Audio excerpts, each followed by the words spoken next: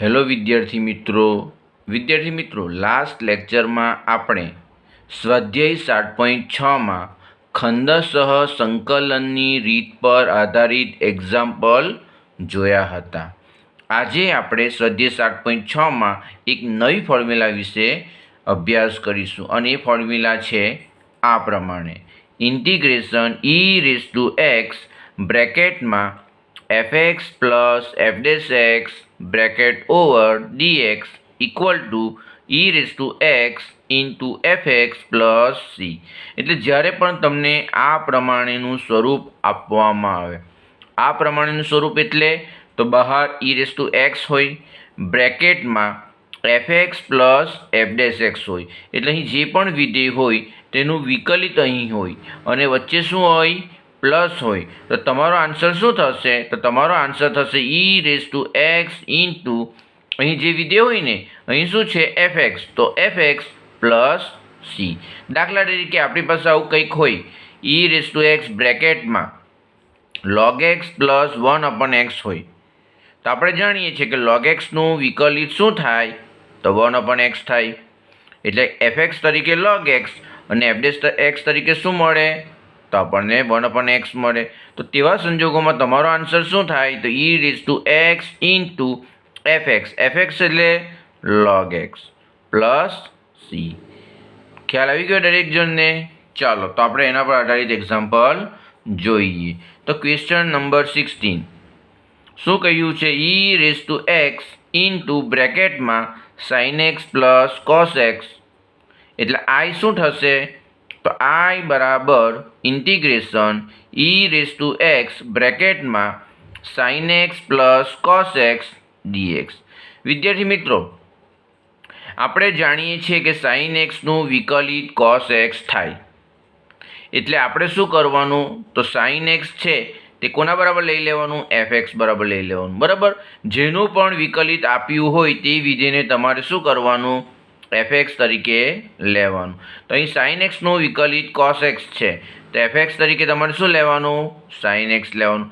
હવે જ્યારે તમે fx તરીકે sin x લેશો ત્યારે તમને f' શું મળશે? તો cos x મળશે. એટલે therefore i બરાબર ઇન્ટિગ્રેશન e(x) લખી દેવાનું.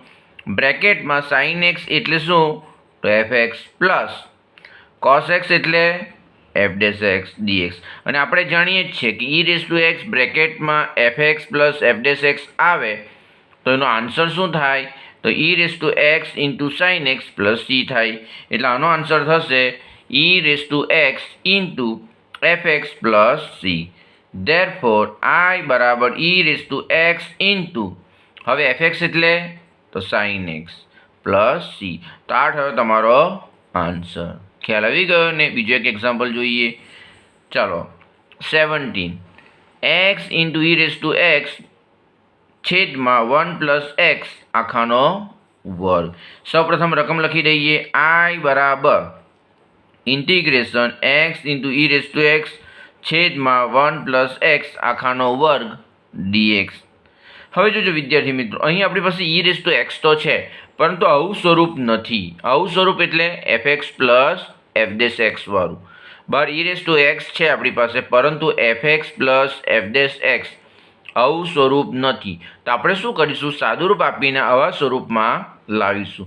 એ કેવી રીતે લાવી શકાય તે જોઈએ. તો આપણે શું કરીશું? તો જો તમે છેદમાં જોઈ શકો છો, અહીં 1 પ્લસ x છે.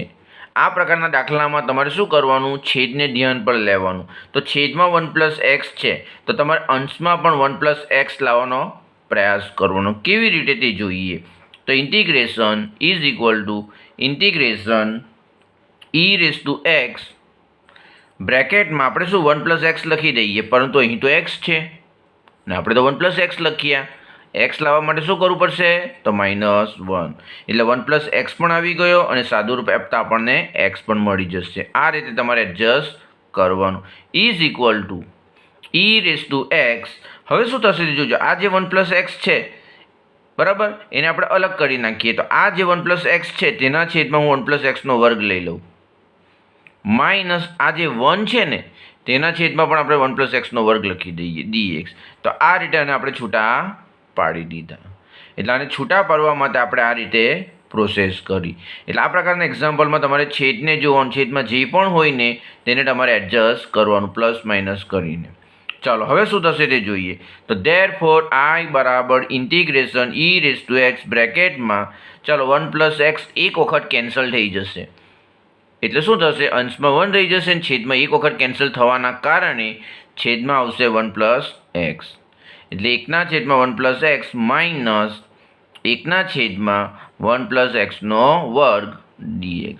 હવે વિદ્યાર્થી મિત્રો આપણે જાણીએ છીએ એક સિમ્પલ વિધિની વાત કરીએ તો 1/x હોય તો એનું વિકલ્પ શું થાય, -1/x² થાય. તો અહીં પણ એ જ પ્રકારનું છે, બરાબર. એટલે fx તરીકે આપણે શું લઈએ તો 1 પ્લસ એક્સ લઈ લઈએ તો તેનું વિકલ્પ શું થાય તો -1/1 પ્લસ એક્સ હોલ સ્ક્વેર થશે.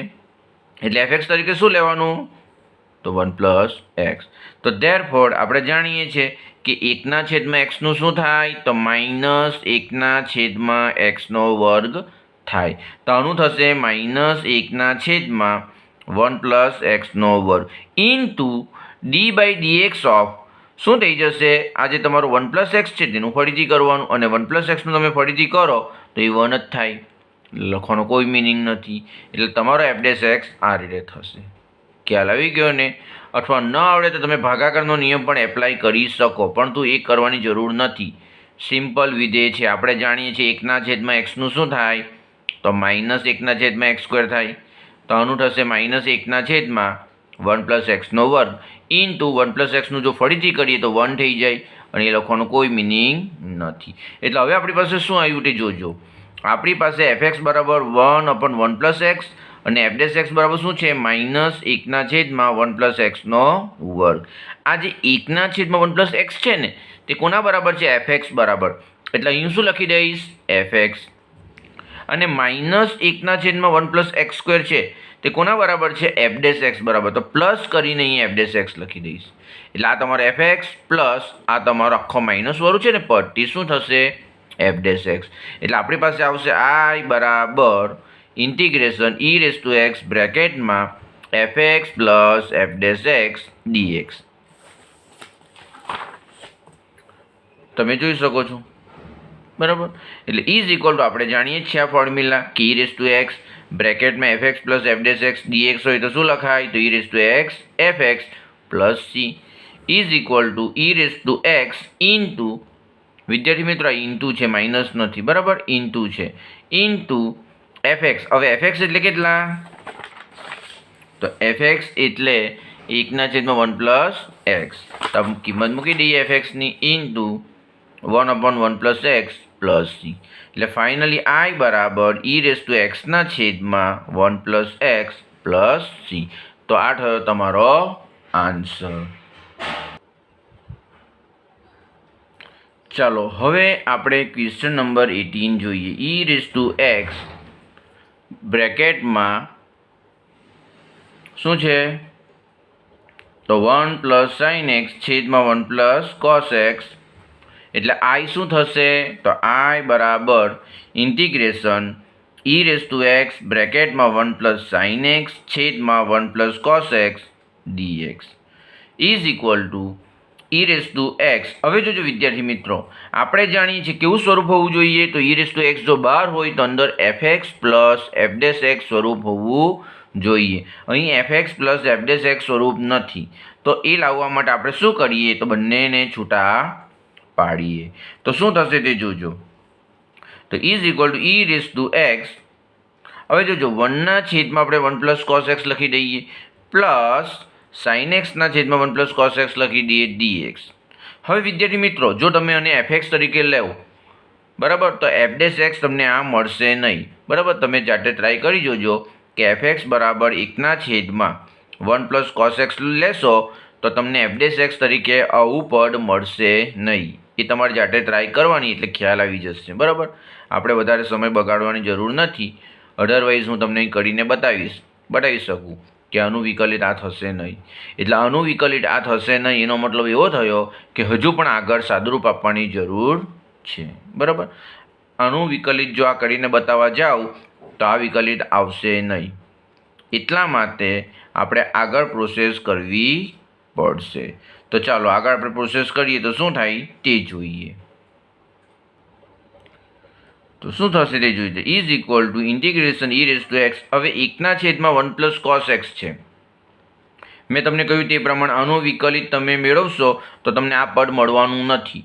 એ જાતે તમે ટ્રાય કરી શકો છો. એટલે આપણે આગળ પ્રોસેસ કરવી પડશે. તો ચાલો આગળ પ્રોસેસ કરીએ તો આપણને 1/, શું મળશે 1 પ્લસ કોસ એક્સ એટલે 2 cos square x by 2 plus આપણે જાણીએ છીએ કે સાઇન એક્સ બરાબર 2 sine x by 2 into cos x by 2 થાય છેદમાં 1 પ્લસ કોસ એક્સ એટલે 2 cos square x by 2 dx.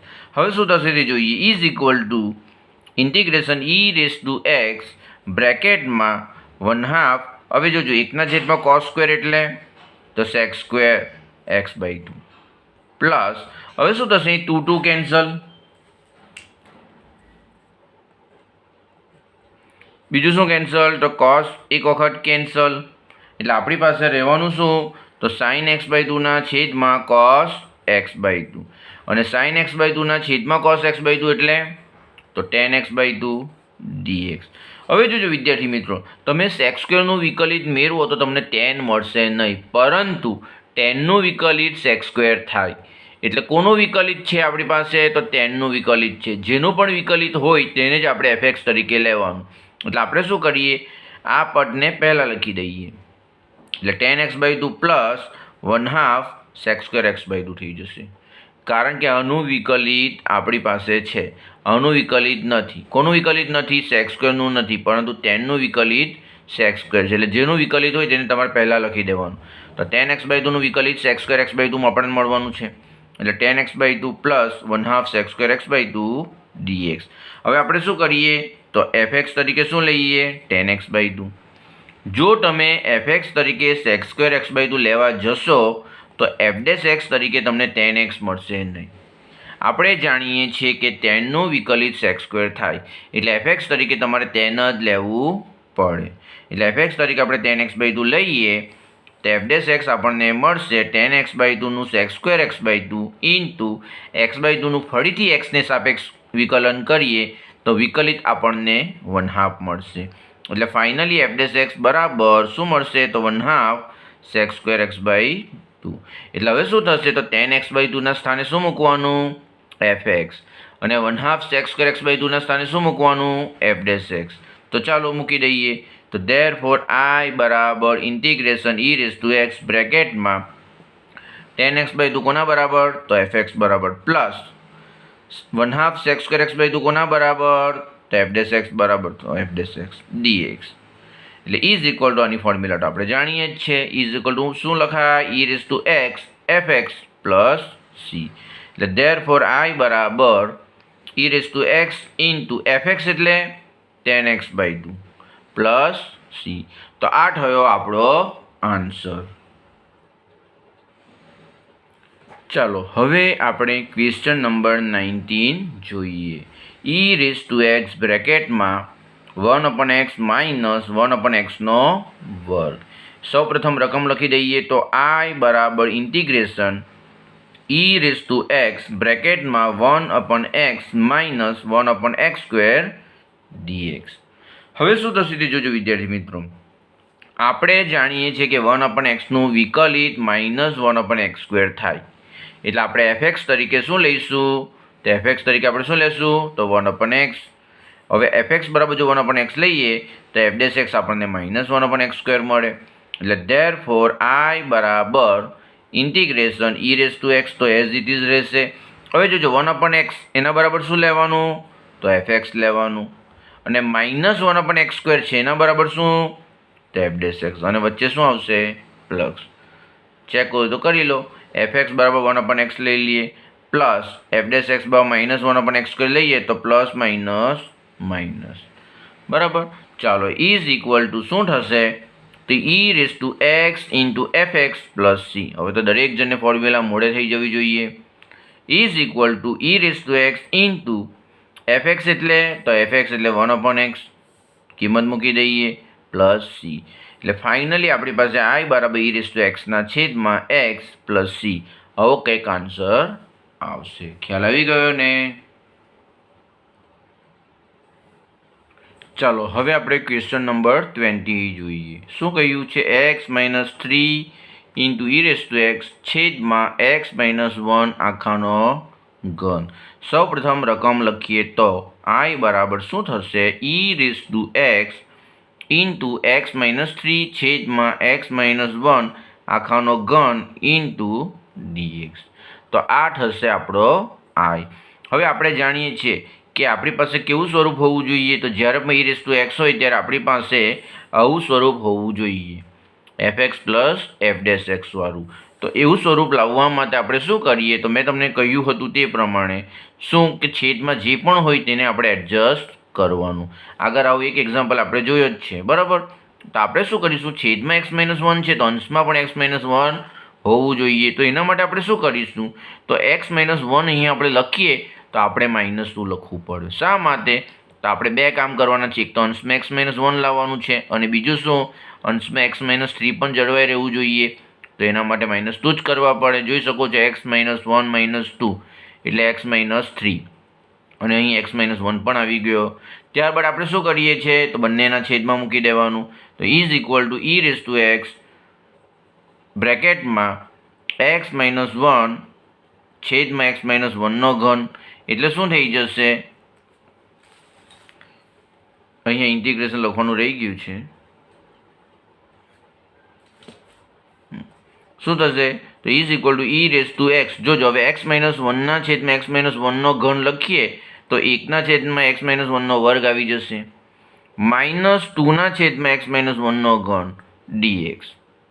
હવે આપણે શું કરીશું? તો આપણે જાણીએ છીએ કે 1/x નું વિકલિત -1/x² થાય. એટલે અહીંયા 1 હોય ઘાતમાં તો અહીંયા 2 આવે, અહીં 2 હોય તો અહીંયા 3 આવે. એટલે fx તરીકે તમારે શું લેવું પડે? તો આ જ પદ લેવું પડે, તો જ એક ઘાત વધીને અહીંયા આવશે.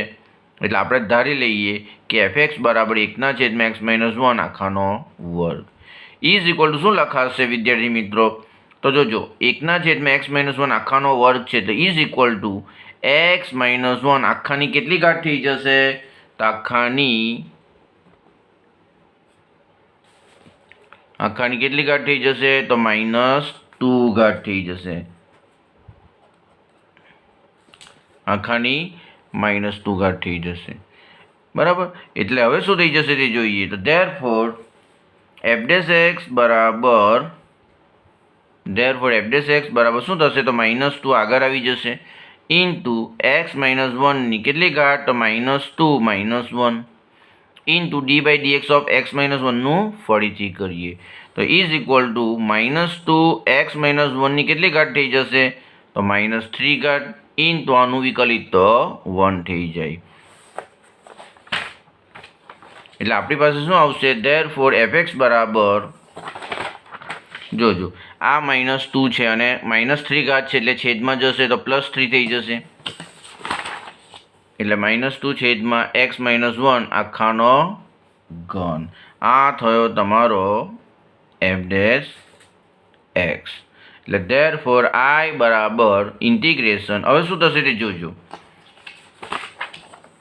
હવે આપણે 1/x - 1 નો જે વર્ગ છે તેના સ્થાને fx લખીશું અને -2 ના છેદમાં x - 1 નો જે ઘન છે તે કોના બરાબર આવ્યો? f'(x) બરાબર. તો એના સ્થાને આપણે શું કરીશું? આના સ્થાને f'(x) લખીએ. એટલે આ થયો તમારો fx પ્લસ આ થયો f'(x). એટલે આની કિંમત છે fx અને -2 ના છેદમાં x - 1 આખાના ઘનની કિંમત f'(x) છે તે અહીં મૂકી દઈએ. એટલે આપણી પાસે આવું પદ આવશે. I બરાબર integration e⁻x બ્રેકેટમાં fx plus f'(x) dx અને શું લખાય? તો e⁻x fx plus c e⁻x. હવે fx એટલે શું? તો fx એટલે 1/x - 1 આખાનો વર્ગ એટલે ઇન્ટુ 1/x - 1 આખાનો વર્ગ. therefore I બરાબર તમારો ફાઇનલ આન્સર થશે e⁻x ના છેદમાં x - 1 આખાનો વર્ગ પ્લસ c. ચલો હવે આપણે આગળ વધીએ. પ્રશ્નો 23 તથા 24માં વિધાન સાચું બને તે રીતે આપેલ વિકલ્પોમાંથી યોગ્ય વિકલ્પ પસંદ કરો એવું આપણને કહ્યું છે. તો આપણી રકમ છે integration x² into e⁻x³ dx. શું છે? e⁻x³ dx. આ e⁻, છે, બરાબર. એટલે શું થશે? એનો આન્સર તે આપણે શોધવાનું છે. તો I બરાબર શું છે? Integration x² into e⁻x³ dx. હવે આપણે શું કરી જોજો, તો x³ છે એનું વિકલિત શું થાય? તો x³ નું વિકલિત થાય 3x², અને x² તો આપણી પાસે છે જ, એનો મતલબ આપણે x³ બરાબર ધારી લઈએ. તો ધારો કે x³ બરાબર t, તો therefore 3x² dx બરાબર શું થઈ જશે? t નું dt. આપણને તો શું જોઈએ છે? x² dx. એટલે x² dx ને કરતાં બનાવીએ તો dt/3. એટલે therefore I બરાબર ઇન્ટિગ્રેશન e⁻x³ dx. આ જે રકમ છે ને એને ફરીથી લખી દીધી, અને આપણે શું કર્યું? x² dx ને સાથે લખ્યા. એટલે ઇઝ ઇક્વલ ટુ e⁻x³ એટલે t ઇન્ટુ x² dx ના સ્થાને શું લખવાનું? dt/3. આ 1/3 બહાર, એટલે શું આવશે ઇન્ટિગ્રેશનમાં? e⁻t dt. અને e⁻t નું તો e⁻t જ થાય. એટલે આપણી પાસે શું આવશે? I બરાબર 1/3 into e⁻t plus c. therefore I બરાબર 1/3 ઇન્ટુ e⁻t એટલે તો x³ પ્લસ c. એટલે આન્સર નંબર એ તમારો સાચો જવાબ થશે. ખ્યાલ આવ્યો? 4 વિકલ્પમાંથી જે એ છે તે આપણો સાચો આન્સર થશે. ચાલો હવે આપણે ક્વેશ્ચન નંબર 24 જોઈએ. e⁻x sec x ઇન્ટુ બ્રેકેટમાં 1 + 10x dx. 4 ઓપ્શન આપણને આપ્યા છે. સાચો ઓપ્શન કયો તે આપણે જોવાનું છે, ચેક કરવાનું છે. તો સૌપ્રથમ રકમ લખી દઈએ. હવે જોજો વિદ્યાર્થી મિત્રો, અહીં e⁻x છે એટલે આપણે fx પ્લસ f' સ્વરૂપ જો લાવવું હોય તો sec x ને ગુણી કાઢીએ. sec x ને ગુણીશું તો શું ફાયદો થશે તે જોઈએ. તો sec x plus sec x into 10x dx આવી જશે. હવે આપણે જાણીએ છીએ કે sec x નું વિકલિત sec x ઇન્ટુ 10x થાય, એટલે fx તરીકે શું લઈશું? તો sec x. એટલે ધારો કે fx બરાબર sec x, તો therefore f' બરાબર શું થશે? તો sec x into 10x. therefore I બરાબર જોજો અહીં e⁻x છે એટલે અહીં e⁻x આવશે. sec x ના સ્થાને fx plus sec x into 10x ના સ્થાને f' dx. એટલે આના બરાબર આપણે જાણીએ જ છીએ e⁻x into fx plus c આવે. therefore I બરાબર e⁻x અને fx એટલે sec x. તો આ તમારો સાચો આન્સર થશે. વિકલ્પ બી છે તે તમારો સાચો આન્સર થશે. ખ્યાલ આવી ગયો ને? તો અહીં આપણું સ્વાધ્યાય 7.6 કમ્પ્લીટ થાય છે.